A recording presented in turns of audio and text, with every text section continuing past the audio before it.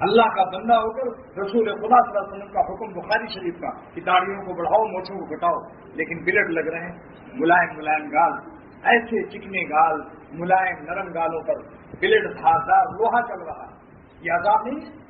اللہ نے گال کتنا ملائم بنایا، اس ملائم گالوں پر صبح صبح اٹھ کر بلڈ سے ایک کوٹ 2 کوٹ پہ تیسرے کوٹ میں کھوٹی اکھاڑی آ رہی ہے۔ سوچو ذرا اس کو، یہ عذاب نہیں؟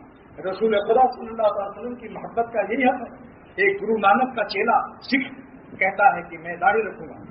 سارے ہندوستان میں الہ آباد میں میں نے دیکھا 12 سکھ چلے جا رہے ہیں اور لاکھوں مسلمانوں کے درمیان سب کی داڑھیاں، یہ کبھی نہیں ڈرتے کہ ہم اقلیت میں ہیں۔ وہ گرو نانک کی پھر سے اپنے گرو کے اور استاد کی داڑھی پر جان دے رہے ہیں، اور ہم محمد صلی اللہ علیہ وسلم کی داڑھی پر جان کیا دے رہے ہیں، شرما رہے ہیں کہ بیوی کیا کہے گی، دفتر والے کیا کہیں گے، اور ہم لوگ ناراض ہو جائیں گے، برادری والے کہیں گے۔ کسی سکھ افسر کو سکھوں میں صدر ذیل تک صدر ہوئے کسی کو احساس کی کمتری نہیں ہوئی کہ لوگ مجھے حقیر سمجھیں گے۔ میاں شیطان کا بہت بڑا دھوکہ ہے کہ داڑھی رکھنے سے لوگ حقیر سمجھیں گے۔ اللہ جس سے راضی ہوتا ہے خدا تعالیٰ اس کی دلوں میں حیبت ڈال دیتے ہیں۔ جگر مراد آبادی شعر پڑتا ہے، اسی کا شعر ہے، میرا کمال عشق بس اتنا ہے اے جگر، میرا کمال عشق بس اتنا ہے اے جگر، وہ مجھ پہ چھا گئے میں زمانے پہ چھا گیا۔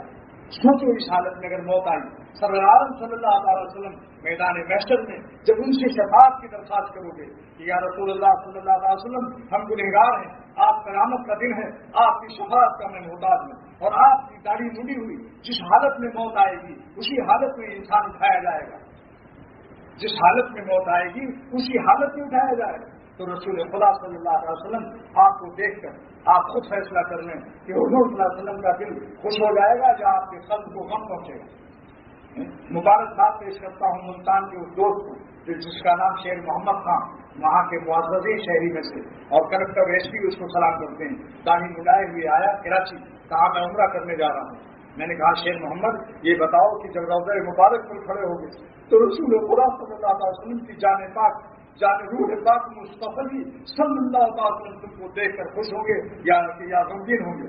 بس کچھ نہیں بولے، کچھ جواب نہیں دیا، کچھ جواب نہیں دیا۔ میں نے چھپائی لاکھ محبت نہ چھپ سکی، آنکھوں میں رو کے یار سے اظہار کر دیا، رونے لگے، وہ اشکبار ہو گیا اور کچھ نہیں بولے، چپے سے چلے گئے۔ واپس آئے پوری داڑھی اور کہنے لگے میں تو ڈر رہا تھا کہ داڑھی کے بعد میری عزت نہیں ہوگی، کہتے ہیں ہر طرف مجھے عزت مل رہی ہے۔